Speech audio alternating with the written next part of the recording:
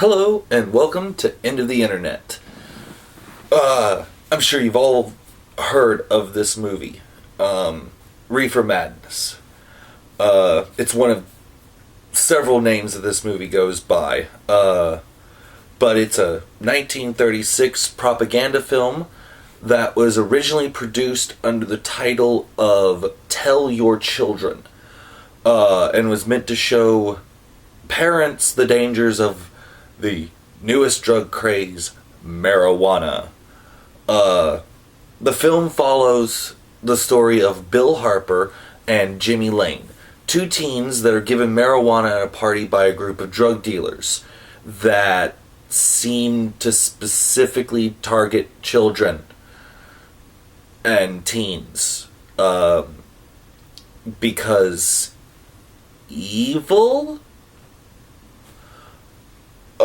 The group of pushers are led by a man named Jack, who lives with a woman named May, in sin. Jack likes to sell to kids and teens, while May only deals to people her age, making her less evil, I guess.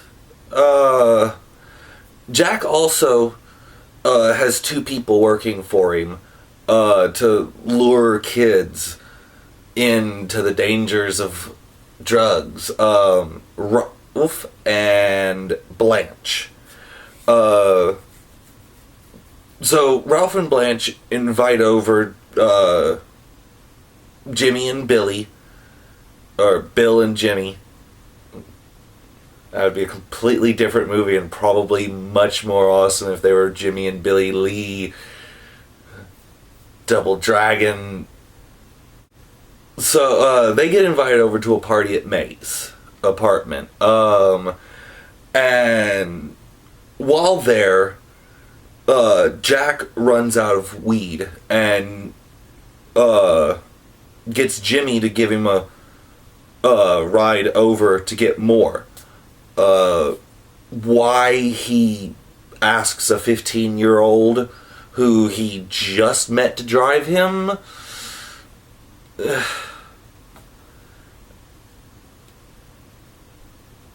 because apparently he's the only person with a car at this entire party. So while Jack is in his boss's office, because drug dealers have corner offices, he gave Jimmy a joint and to smoke while, because Jimmy asked for a cigarette. Because, when someone asks you for a cigarette, you hand them a joint. That's just what you do, I guess, in 1936. So by the time Jack gets back to the car, Jimmy's like completely psychotic and drives like a maniac and ends up running over somebody.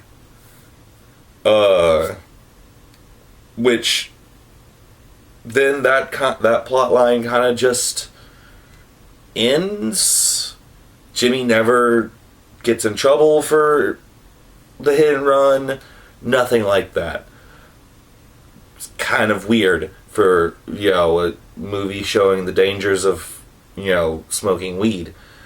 Bill, who is dating Jimmy's sister Mary.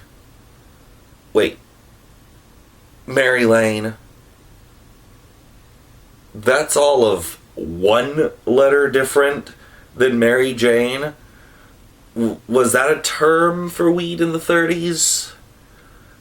Bill started having an affair with Blanche, and while they're in the other room having sex, Mary shows up looking for Bill.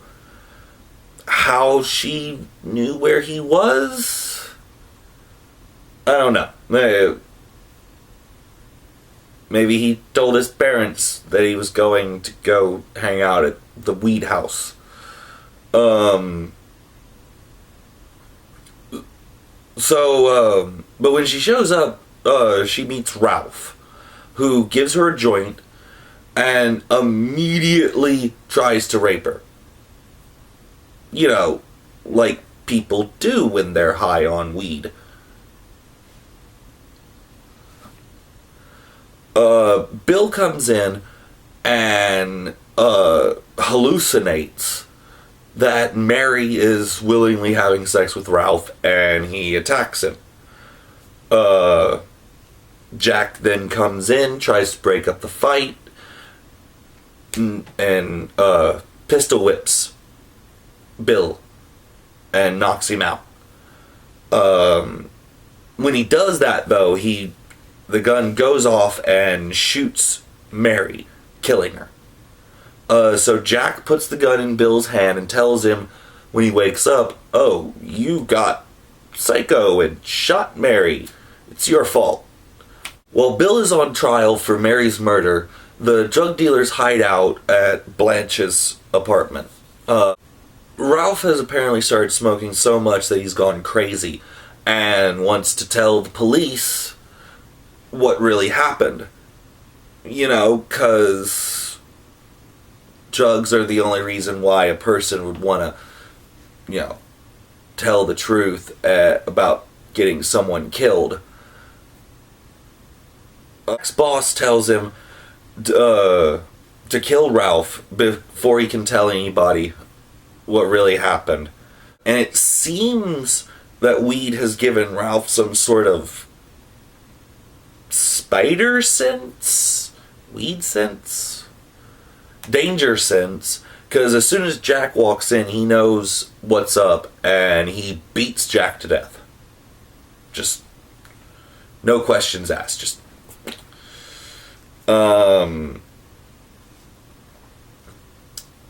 so the cops come and arrest all three of them. And May tells the cops about Jack's boss and the whole operation, so all the drug dealers get arrested. The cops want Blanche to testify against Ralph, so she throws herself out the window. Like you do. Ralph is put in a mental institution because he's gone crazy from smoking weed. Why this doesn't happen to the others is never really explained, since the movie says one puff and that's it, you're crazy.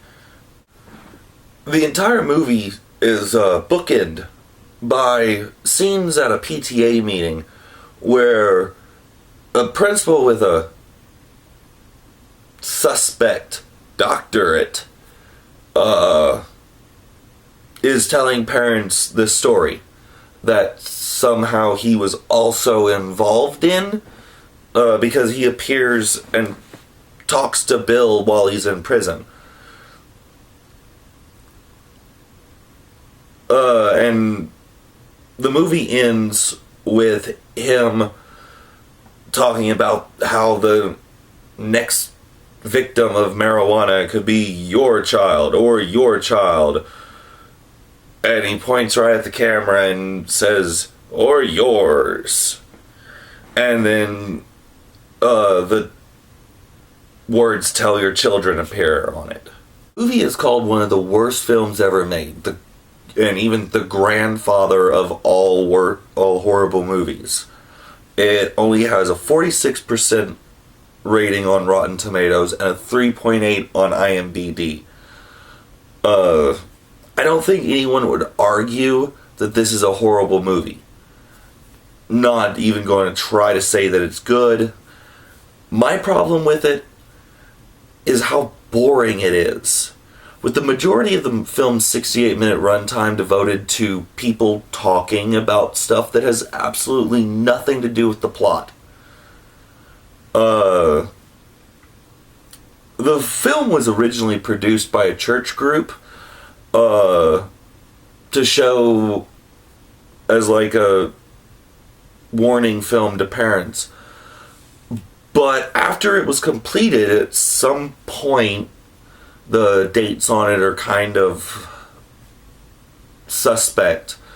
A man named Dwayne Esper bought the movie and added a few more scenes, made it a little more racy, and threw it out there on the exploitation film market. A movie was shown for several years under a wide variety of names. Reefer Madness, Tell Your Children, among others. Those are the two most prevalent, though. And it kind of went into obscurity until the 70s, when people found it and was like, oh hey, this is pretty freaking stupid.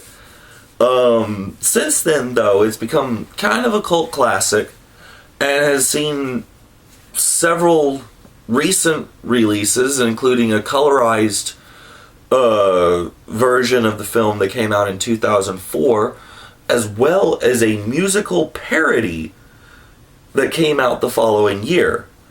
The movie currently is under public domain, since neither Esper or the original producers saw the foresight to copyright it properly. So, I mean, it's pretty easy to find if you really want to watch it. I got all the clips used in this video from YouTube. I found the entire movie. But I would really just suggest skipping that one and watch the musical. At least it's funny, and it actually has some pretty decent actors in it. So it's well worth checking out over this original one. Man. Now I need to go do drugs so I can forget about this piece of shit movie. For End of the Internet, I'm Xander, and we'll see you next time.